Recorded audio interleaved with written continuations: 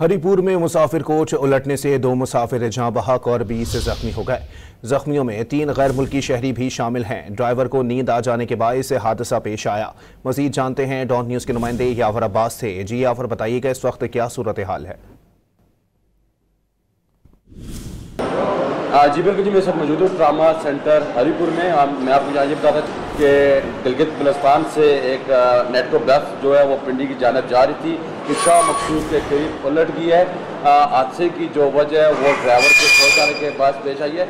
इस वक्त हमारे साथ मौजूद है ट्रामा सेंटर के इंचार्ज DMS डॉक्टर हारून।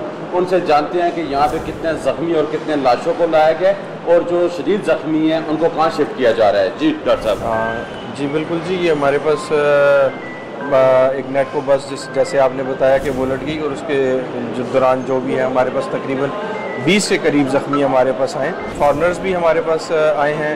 एक का ताल्लुक चेक रिपब्लिक से है और 2 जो है वो चाइनीज़ हैं। तो अल्हम्दुलिल्लाह हमने सबको प्रॉपर्ली मैनेज किया है। अल्हम्दुलिल्लाह हमारी टीम ने। डॉक्टर साहब, ये शदीद ज़ख्मी जो है उनको कितने मरीज़ जो है शिफ्ट हो चुके हैं? जी अभी हमारे पास एक पेशेंट था, जो ड्राइवर था बस का, उसको हमने रेफ़र किया है एबटाबाद। और एक पेशेंट और है जो वो CMH से, वो आर्मी पर्सनल है, तो इसलिए वो उनका ट्रीटमेंट जो होगा तो वो CMH के उसमें होगा, तो इसलिए अभी हम उनको भी इंशाल्लाह रेफ़र कर रहे हैं।